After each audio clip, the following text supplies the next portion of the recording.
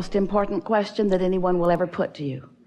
Are you enjoying your personal desire? Because if you are, that means you are in the vibrational vicinity of it.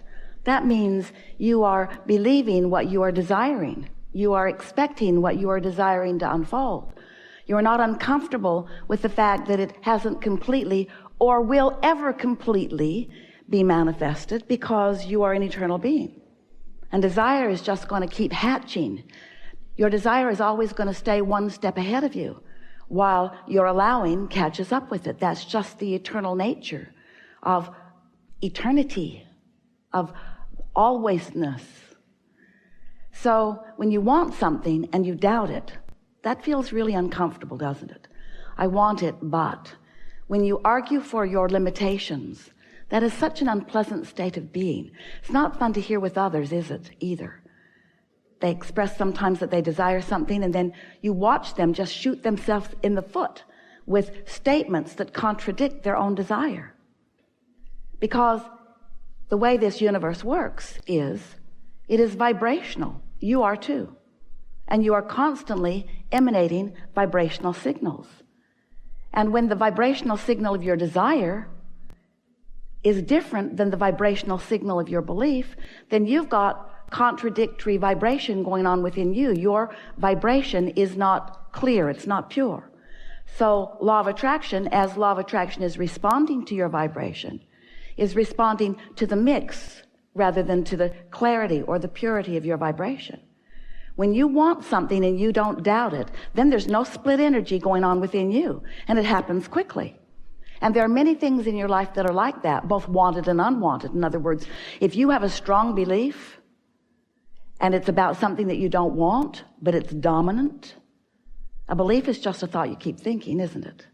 So when you think it and think it and think it and think it, then it manifests. And sometimes our physical friends, we love you so much, will say to us, but Abraham, Esther said it to us so many times in the early days of her getting to know us, but it's true. This is a belief that I hold, but it is true. And therefore, I defend the correctness of my focusing upon this truth.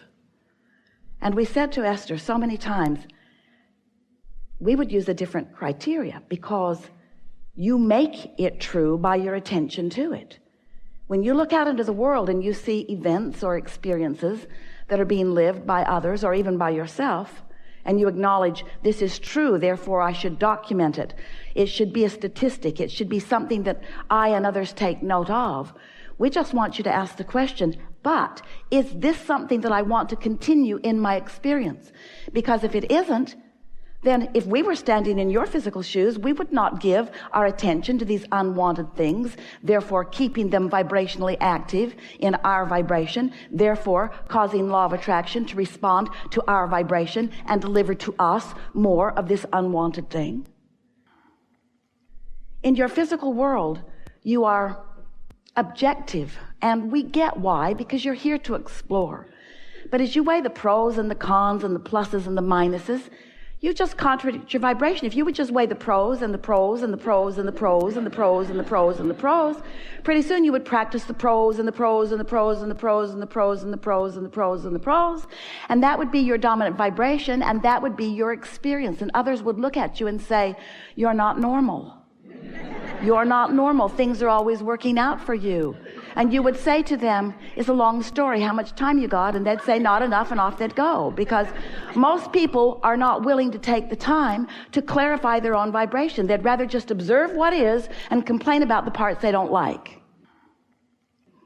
And when you observe what is and complain about the parts you don't like, you keep the parts you don't like in your experience, you see. In your human environment. Did we tell you how much we love you? You have a war against drugs, and a war against cancer, and a war against teenage pregnancy, and a war against violence, and a war against terrorism, and every one of them is getting bigger because your war against does not make them go away. This is a universe that's based upon attraction. It's an inclusion-based universe, which means when you look at something and you say, yes, I would like more of that, more of it comes to you. But when you look at something and you say, no, I do not want more of that comes to you too. Because the universe does not hear your yes or your no. The universe hears your attention to the subject, you see. So every time you're looking at something and saying you don't want it, what the universe is acknowledging is you've got an active vibration about it. And so here's some more. I still don't like it. Well, how about this? No, I don't like it even more than I didn't like it before. Well, then try this. Now, it's not really like that. That's how it feels to you. In other words, the law of attraction is not punishing you and not trying to teach you any lessons. It's like the law of gravity. When you were first introduced into this physical world, your instructors, your parents, and your teachers did not say, the law of gravity hates you. And when you jump off of tall things, it's going to really hurt you. You just came to understand. You learned to work within it. You learned through experience that when you throw something up, it's going to come down. And when you step off of something without wings, and you don't have wings, that you're going to plummet to the earth. So we want you to become familiar with this law of attraction in the same way that you've come to accept the law of gravity. It's a consistent law. It's consistent. It's always fair. Whatever you are offering a thought about, you have an active vibration about. And the more often you think about it, the more active the vibration. And the more active the vibration, the more momentum. So we cannot talk about law of attraction without talking about momentum. A thought that you think is rather uneventful at first, but the more you think it, the more attraction power it has, until eventually it manifests in your experience.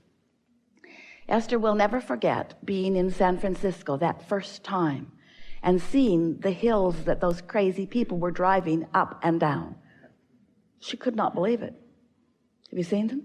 Can you imagine being at the top of one of those hills, taking your parking brake off and taking your car out of gear, and just for fun or just for a learning experience, you decide you will discover what momentum really is.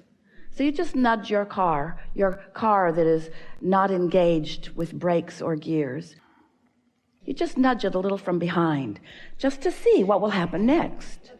And of course, what will happen next begins to happen. And then you realize you don't have to test this. You know what's going to happen. So you just step out in front of your car and you let it bump up against you in the very early stages of the very slight momentum. And no problem at all. You stop the momentum early on. But you would not want to be at the bottom of the hill stopping that momentum. And that's the way we want you to think about the thoughts that you think that are not serving you. You want to stop the momentum of them in the earlier stages. And sometimes our physical friends say, but I have a strong belief because so much has manifested that has proven this to me. And we want to remind you, and we will continue to remind you, that the reason that things continue to manifest is because you have an active vibration about them. And the reason that things continue to prove themselves as they do is because you have an active vibration. In other words, you are making them true. You create your own reality through the thoughts that you think. And we know it's not easy at first to sort that out, because there are thoughts that you've been thinking that have been passed on from generation to generation. Those around you are thinking those thoughts. And many of the thoughts that you think, and therefore many of the beliefs that you hold, because a belief is just a thought that you've practiced well, that has a lot of momentum. Many of the beliefs that you hold are serving you enormously well. And some of them are not. So how do you sort out the difference? How do you know what's serving you and what doesn't? Well, we want to say to you that what doesn't serve you are contradictory thoughts to your own desire. You are so much more than these physical bodies. Do you know that? You were non-physically focused before you came here, and the larger part of you is still non-physically focused even though you are here. You are source, soul, consciousness at the same time that you are this magnificent human perspective. So you've got this perspective, this God view, this non-physical, this inner being view that is the eternal part of you. That's the part of you who loves no matter what. One day Esther was observing something really unwanted. Another person, a really rascally person.